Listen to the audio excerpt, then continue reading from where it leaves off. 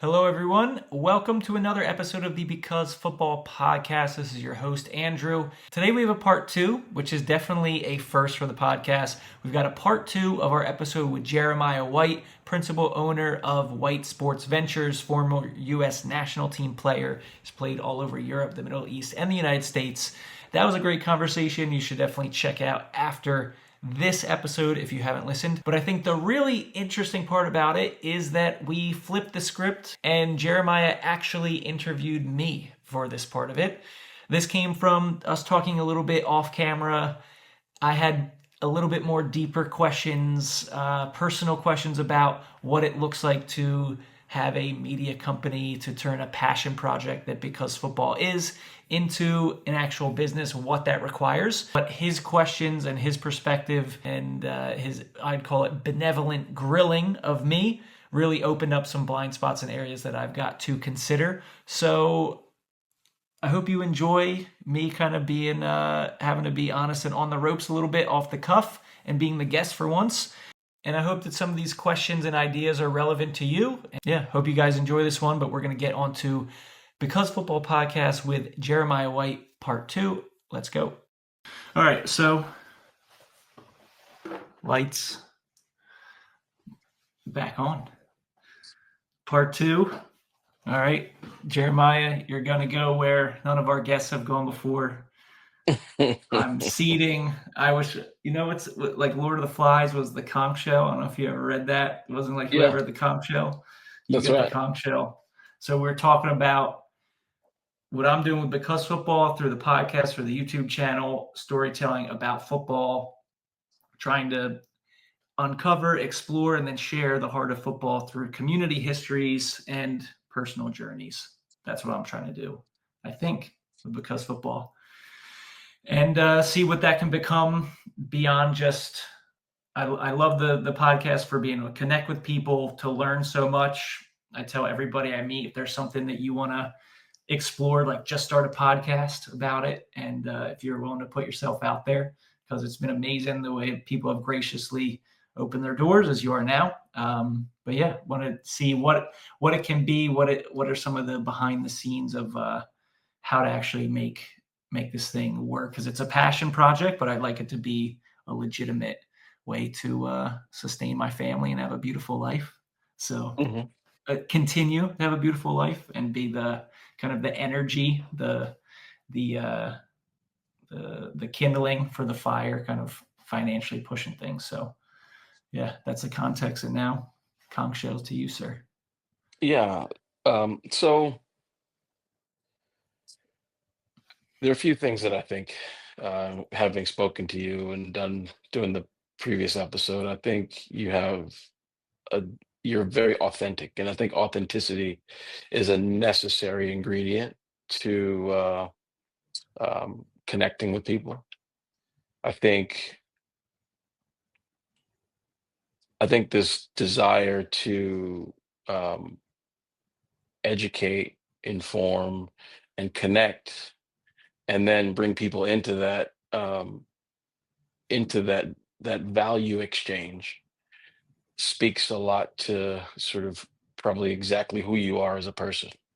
um, you coach, you travel through the world, and I think th- again that speaks again to your authenticity. And but there's also a creative side that feeds you as well. Mm-hmm. And that creative piece has everything to do with um, the introduction of different ideas. And as you speak to people, your ideas flower and blossom out, and they kind of give way to different connections as you add more information, Definitely. more experience to that pool of ideas. And that's sort of it's also a personal journey. Right, I've been there myself, and I'm going through that as well, right? I mean, that's why I Mm-hmm. connect with it. It's a personal journey that won't ever stop. The question you have to ask um, is this the right time to try to monetize it? Um, because that's important. I mean, I sold a marketing and IT company in 2018, and I had these artists that were so good because I've been an artist myself, like, but these guys they were so good, and the very best ones, you really had a hard time squeezing them and putting them in a space where they had deadlines, right? Mm, You couldn't allow the money to force them to almost violate their process. yeah. So in order to get around that, what I would do is I would say, hey man, like let's just take these times. I would stagger the work so that we could just take times to just be as creative as possible. I'm like, let's just inspire each other. Like get everyone in a room, let's inspire each other. Like let's throw ideas out and let's just let's make cool stuff. And doing things that way, it helped me depressurize the artist so that they could be creative and let the art come, and the inspiration come. But it also gave me a bit of a buffer so that uh, I could still keep the business side of it, you know, functioning in a way that I could kind of say, all right, well, yeah, we can. See what I call 'em. Yeah, we can have deadlines and expectations and those sorts of things, right? Yeah. So I think one of the questions you have to ask yourself is are you ready to monetize this? Because in monetizing this, it's going to take you away from, to an extent, it's going to take you away from the thing that's feeding you, and I think it's feeding you Hmm. mentally, emotionally, and spiritually. So that's an important question you got to ask. Mm, It's an important question you have to ask because you're going from a passion project to an entrepreneurial venture. hmm. And that's a big shift. And then you're going to go from an entrepreneurial venture to and again as an entrepreneur, you're going to then and once you have a degree of success, you'll have to switch from entrepreneur to CEO of a company. And that's going to Hmm. move you very far away from the actual product. From the creative. Yeah. Yeah. Well, you have to bring people in to do the creative, and you then have to transition from being the person who has to come up with the ideas on how to make the project strong and successful to the person that has to ask the best questions to get the best ideas out of the people that are going to improve the product. So there's a fundamental question you have to answer, which is this the right? Am I, um, am I ready to move from hobby to business, move this from a hobby to a business? And before you answer that question, there's really, because that's it'll represent a total shift in how you approach this, Yeah. a total shift in how you approach this. I mean, how are you collecting data right now in term like on your episodes? How do you collect data? I use like the analytics tools within I post everything through Spotify and through the RSS it adds on, but the Hmm. podcast is like minimal, Hmm. as far as like views and data and stuff, and then looking through YouTube analytics as well, Hmm. which is still like a journey in and of itself of sifting through and even just getting, I think, like a sample size to look at it. And now I'm kind of hitting that space where it's 15, 20 of the longer form videos on YouTube. So trying to get a bit of a handle on that. And then, yeah, the mindset with the podcast has been like, just the first year was like, just do it. And then now it's been through year two is like, all right, use it as a bridge to make connections as I'm traveling and to network with people and learn about the different areas that are like you said, when you're talking to people, inspiring each other, getting ideas, it's like, okay, if this is an idea, who can I talk to that might be in this space or that I could connect with? um, yeah, so that's kind of been the purpose so far. So yeah, now it's like it's representing a perspective shift too, and like, okay, how do I grow the podcast and more like strategy around it? Well, so here's what I would this is the way I would be thinking about this. Um, I wouldn't look at the podcast initially as a tool to monetize. I would look at it as a way to enhance distribution and just maybe your business is connecting people, right? There are a few ways to do this. Some people have a subscription model where they provide matching services, right? So if they will host events, and they'll host Zoom events or small in-person events in different places, and they'll have an agenda and they'll talk about different things, but really the purpose is to connect people Sure. who might find value in knowing each other, and they take a small subscription based fee for doing that. Others try to do this at scale. I speak at the family office events, right? I mean, they have these massive we were just at the Ritz-Carlton in Key Biscayne. I mean, you got business professionals from all over the world that come, and you know, um, they bring us to speak on stage, and different folks, there's different panels, and they're helping you think through different aspects of your business. And this is much more formal, much more, large scale and things like that. But those are two ways that organizations, accomplish leveraging a network of people and then monetizing it. You know, um, so I'm not, you know, building a podcast to monetize is very challenging. Hmm. People do it, but it's not the easiest thing in the world. It's very challenging. Um, it's extremely challenging, but it's doable. But I think the key for you though is, how do you stay as authentic as possible? Yeah. Oh my gosh. Sorry. How do you stay as authentic as possible? And so I'm thinking, if you can, I mean, again, you're interviewing people, you're bringing all these interesting folks with great backgrounds to the table. Is there a way for you to provide enough value to them, or to make them feel as though, or to demonstrate to them that there's enough value in being associated with your network to pay for it? Hmm.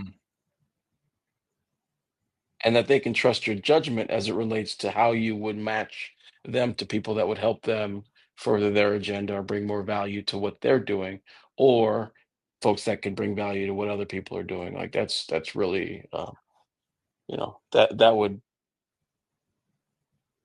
that would make sense. So It then could be the it could be brands, it could be, mhm. business soccer business professionals, um it could be agents, it could be players, it could be, there's a whole range of possibilities that you could entertain. Mm, But I wouldn't rush the decision. I mean, I really think about it. Like, what speaks to you? What's authentic to you? Because the cool thing about this platform that you have is you have distribution, right? I'd be looking at this and saying, how do I enhance my distribution? How do I scale this? How do I get this platform? Uh, you know, do you do ads on Facebook? no, I haven't tried ads. No. Yeah. Do you have an Instagram and all that? Yeah, I have Instagram for it. Yep, and then How Instagram and many YouTube. followers? Thanks to one reel with Boca Juniors, just shy of 10,000. Okay, so I mean, it's really, so the engagement's not high then, if it's just from one thing with. Yeah, Okay, yeah. So it so was like one went viral, right? So I'm trying to. That's been something I'm like, okay, how do I actually create more of that engagement, making more of that content that is telling the stories, and like how can I repurpose from the yeah, podcast and share? Because it's just kind of I like get it. it'll be clips from my phone and throw it. I Hasn't get been it. too much strategy behind that. You know what I'm saying? So this is what I mean. There are folks that know exactly how to accomplish what you want to accomplish. This is what I'm saying. Are you ready to do that though? You're ready for the uh it's going to fundamentally change how you do things right now. But in the way you do things now is sort of it's completely enjoyable, right? Hmm. But again, that shift is going to fundamentally change how you do things. It's going to have to. You're going to have to change if you want to turn this into a if you want to become more professional. You're gonna need structure. You're gonna need um, you know operating principles. You're gonna need a lot of things, right? Um, do you have is this kind of free? Is this wholly freelance, or do you have a business entity around it? Do you have any protections? Do you have all that stuff? It's been so yeah, all the media has been freelance, so nothing has been yeah, nothing has been Yeah, so set you're gonna and have like yeah formalized. yeah. There's gonna have to be a major shift. Yeah, and again, like I Exactly. go back to that initial statement. You got to make sure you're ready for that. I would definitely get my because football protected right legally. I would, get my trademarks and all that stuff done, like immediately. Okay. There's no reason not to do that. But even if it's just a hobby, you should definitely have that done. But on the other side of things, there are people who are doing what you want to do in the soccer space, Mhm. and I can connect you to some of them. And then I would be thinking about using this podcast as a distribution tool that worked in conjunction with a strategy on Instagram to drive higher levels of engagement. I really wouldn't look at follower count as much as I would look at engagement rate, Mhm. because the engagement rate essentially is telling you how many people, how your content is resonating with people. So you'd rather slower number count and higher engagement rate over time. That's really going to be what's more valuable. And then it's like, you're going to have to see what you're going to have to test, see what content resonates and what platforms, etc. But Facebook should absolutely be a part of your strategy. That's where folks, between your age and my dad's age spend their time on social media. Um, so I would definitely have Facebook as a part of my as a serious part of my strategy, my growth strategy. Again, that first question is paramount. Yeah. You Yeah. know, are you ready to make the shift? And once you're ready, the rest of the stuff is, it's not difficult. It requires a lot of consistency. There are things you're gonna have to do every single day. Mhm. You're gonna have to really be clear on your value proposition. What value are you delivering to whom? How do you deliver it to them? How do you maintain and sustain those relationships? And what does it cost? And then on the other hand, it's like, okay, well, I've got to build I've got to invest in the value proposition. So, okay, what do you have to do every day? What partners do you need? What do they cost? And what's the total cost to be able to do that? So we can talk about these things, but eh, without a decision, it doesn't matter. Mhm. Yeah. Yeah.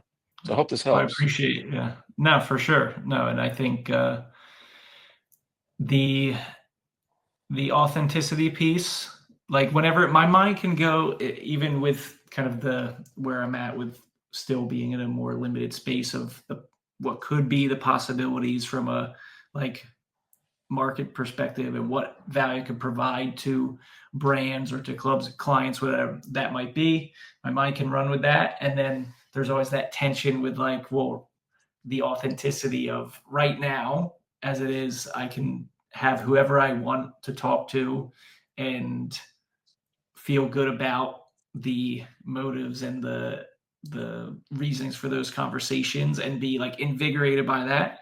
And then the same with the YouTube channel that I've got and doing these like what have been some have been these match day experiences at different places around the world. But what I really enjoy and love to do is dig in more like take the club or the match day experience, but then it's all the cultural and social aspects around that and the history of the area and what are things going on to affect the area now, and then where does the club kind of feed into all that.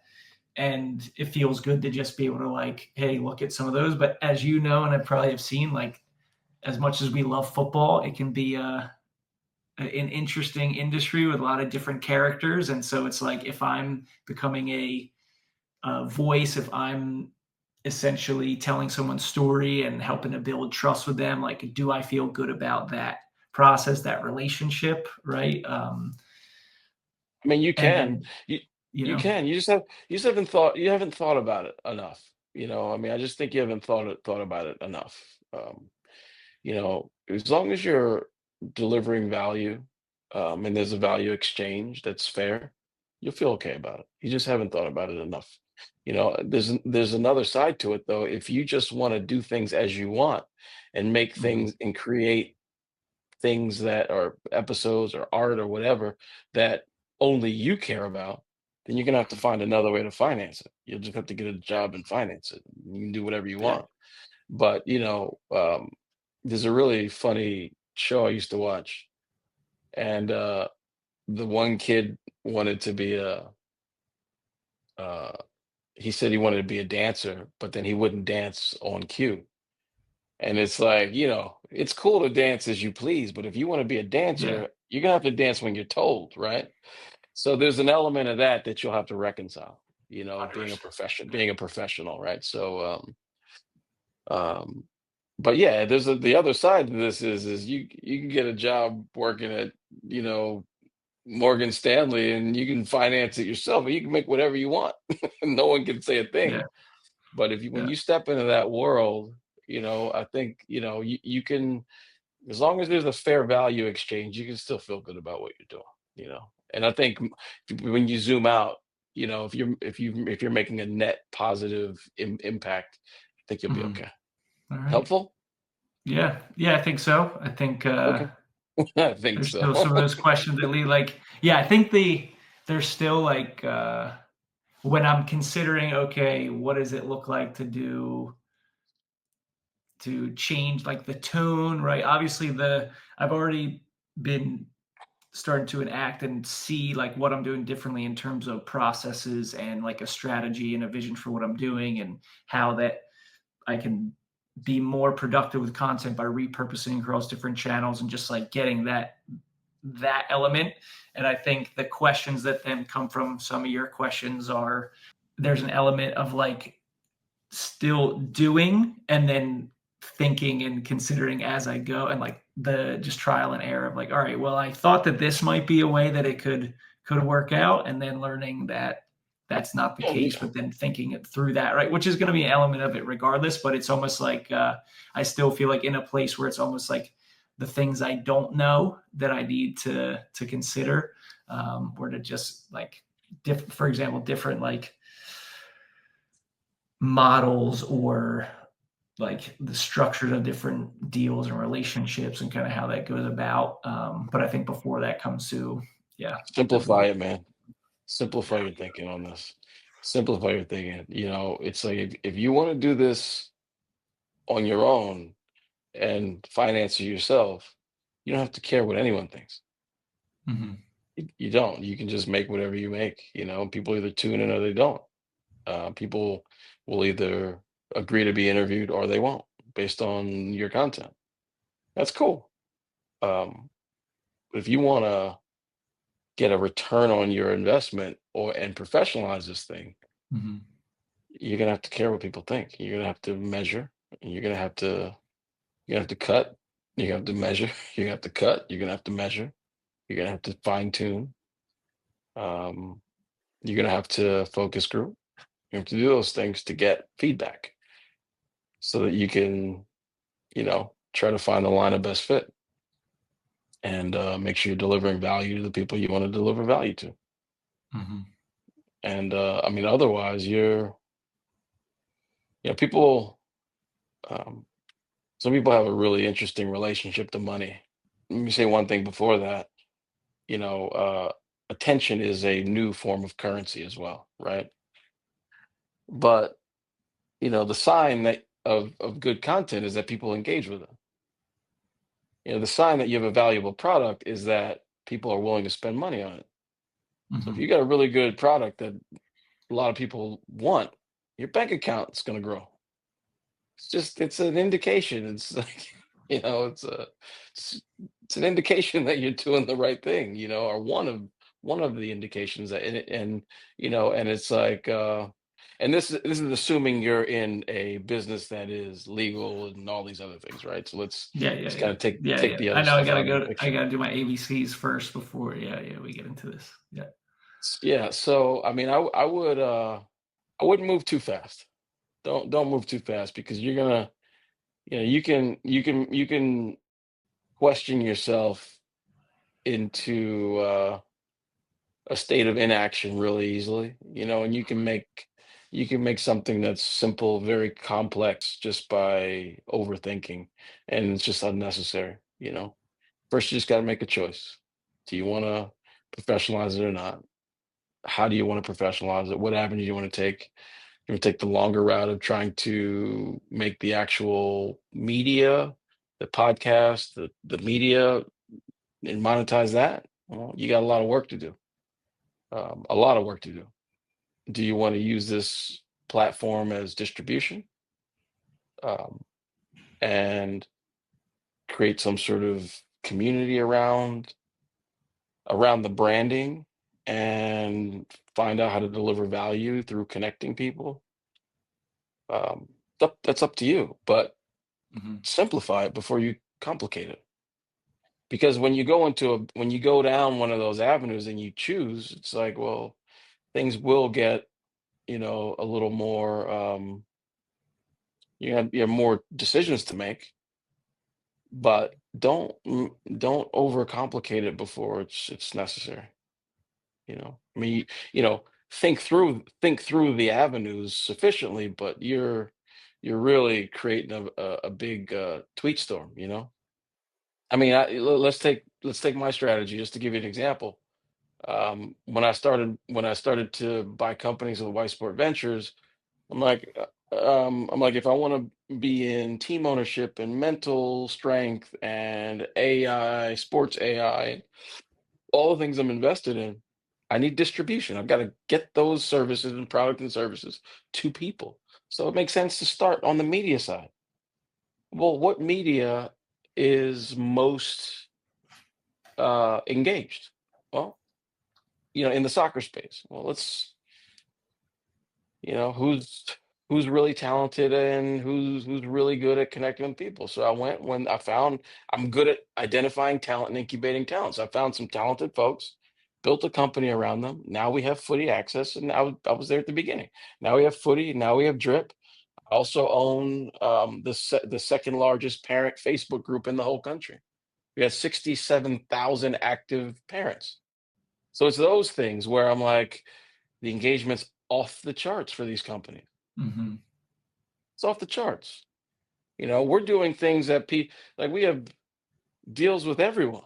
I mean everyone. I mean we have MLS clubs writing press releases on their websites about our partnerships. So it shows the trust is there. There's all these indicators, CONCACAF, all these different things. So, but that's because I know how to build a business and incubate around talent. Because they're talented, they're growing really fast within that. You know. And then I just basically make sure, like, you can be really talented, but if you don't know anything about finance, or you don't, you're missing, you don't really have a background in contracts and negotiate. This is where I step in and I close the gap, right? But these guys are growing at such a rate that it's outstanding. I mean, outstanding. I mean, we've done all this in less than 2 years. We're closing on 400 million views a year. 2 years. Yeah, it's huge, man. So the point is, I said distribution, but not distribution for distribution's sake. Distribution Yeah.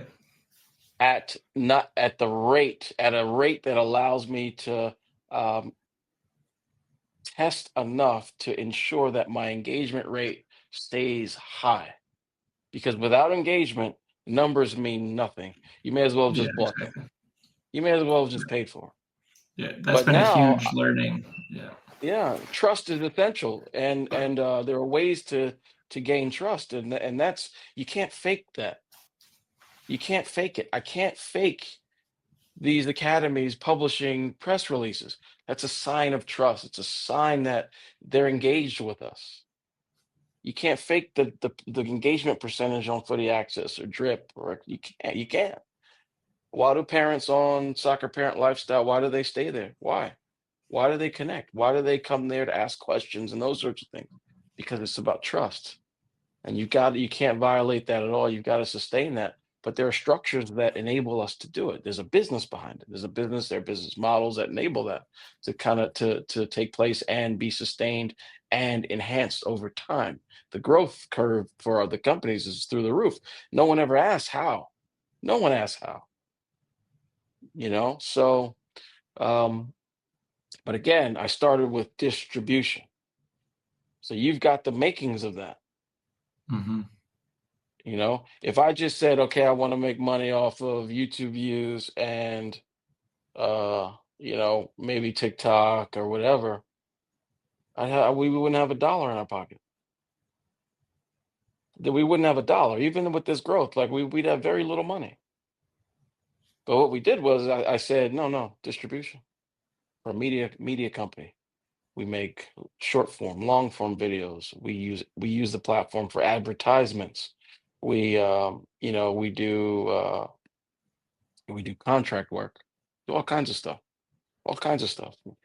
I mean, and we make a fair amount of revenue. Like we do all types of stuff with Drip FC. We've got the media. We don't even monetize the media for Drip. If you think about it, we're getting contracts with soccer clubs to sell grip socks and shin guards. But because we have the media, everybody wants to be a part of it. We make money on other things, but I mean, our primary driver is getting club contracts with clubs. We can do grip socks, shin guards. We can put your club's logo on it. We can take our logo off. Who cares? How do you want it? Just get a deal done. And it So all if you get comes a from club, like the but story, also, like the distribution and telling your story and well, it's people care about the brand. The brand stands for something. The brand is connected to a set of values and a set of experiences that resonate with other people. And then we validate that by giving them consistent content that further reinforces the message and the connection. But then we take the brand and we add it to these products and certain products, and people want to be a part of it. But what we've also done is we've got our so this is the other side of it. I mean, when you're talking about selling grip socks and shin guards, you're talking about different. You got a supply chain that has to be thought through, and the numbers have to check out, right? So you got to be able to you got to be able to make more than you pay. So we've got a great supply chain, and our numbers are so good that we're able to pass some of those savings off to the clubs. So we're able to give clubs a portion of what they sell, and they get the value in a way that they don't realize they can have the value. And there we go. Value exchange, fair value exchange. The players get a quality product, the club gets additional revenue. We make money. There you go. Fair value exchange. and I'm curious when you mentioned with the Facebook group, right, as a great example of the reason it's so dynamic is like the engagement, right, and the trust that's there. But for me, when I think of, all right, if I had a Facebook group of 67,000 consistent football fans, It's two groups, okay, I'm using 67 that. across two groups. But yeah, go Okay, ahead. so let's say, yeah, so I've got that group, right? So then for me, the again, where I'm sitting, it's like, okay, well, what are services, products that I'm offering to people in that's tied into that brand and that vision, like sponsorships or like I Could don't be. even Facebook, yeah, like so that's what I'm thinking of. Like, yeah, when you talk about distribution, I understand that as being okay, have a way to directly connect with someone through the podcast or the YouTube channel, share who I am or what the brand of because football is, right, and develop that trust. And then it's okay. Yeah, now getting to sort out now that I have that connection, what are the possibilities? Listen, Uh, you have to think about this. um, don't stray away from your core values. You are um, talking to people, asking questions that interest you. But the next level of that is being able to ask questions that matter to other people. Mhm. The opportunity you have is that you're from America, and the MLS. I mean, when anything grows really quickly, you're always going to have, I mean, in the way that it's growing, you're going to have blind spots. I mean, you have parents that have no idea how the youth soccer system even functions. So there are so many opportunities and gaps to educate and inform people and give them foundational knowledge about how this system that they're investing time and money into functions. Parents don't know the difference between a good soccer club and a bad one. Does it get any more fundamental than that? They have a hard they don't understand how college soccer and recruitment has changed, and how there are probably fewer opportunities for Americans in college soccer than there were when we were there. There are just these fundamental, large, looming subjects that you could tackle and bring coaches on, recruiters on, ADs on, get the message out through your distribution. You can co-distribute, right? You can go to, hey, I'm doing this on this platform. Let's co-brand it. Let's push it out on your platform as well. Mhm. There are all kinds of ways to do this and bring more people in so they can experience the value that you provide. But it's like, that's what I said to you. If you just put your own money up and you just spend your own money and go get a job at the bank and fund it, you can talk about whatever you want. It doesn't matter if people care about it or not. But I think it's cool. I think what speaks to you is actually and your character and your like your heart is to help people that are stuck and don't know where to find the answers. I feel safe in saying that speaks to who you are. So start querying people and looking beneath the surface. Hey man, what's broken here? What can be improved? How do we improve it? Bring people on to provide some ideas and some thoughts and suggestions about how to do that. I think you'll get far. Thank you, man. Appreciate the insight. All good, man. Yeah. I'm glad I recorded this, man, because otherwise it's been hard to kind of sift through it. So I'm definitely gonna be playing over the Post it. next Post this one. days. I'll post this on my LinkedIn if you post this. If you get this one posted, I'll put it on my LinkedIn for sure. Because All I right. think this is gonna help people. And I think it also, I mean, I've got a lot of influential people on my LinkedIn. It'll bring you close to them Cool. too. So I think this is a very authentic conversation. I think you Yeah. really showed yourself, and I think that matters. So post this. I'll throw it right on my LinkedIn. Well, I didn't expect it to go this way, that you were gonna get to play guest host, but I'm glad it did, man. I appreciate yeah, appreciate your time and the care, and look forward to staying connected and seeing all your ventures grow and continue to make an impact in the game. And we'll see what other big picture visions you got back here that are waiting to come to the forefront. So, Hey man, I'm here. Call me anytime. I'm here. all right, thank you, Jeremiah. I Thanks. appreciate it, and everybody watching. There you go. Welcome to the inner dialogue and yeah, whatever that was for the Cuz Football Podcast, man. On the hot seat. So appreciate it. Thanks everybody for watching and listening. Hopefully it helped. And if I can't find an answer, maybe you can. Maybe I'll help you out. So see you guys on the next episode. Peace. See you, man. Thanks. Thanks.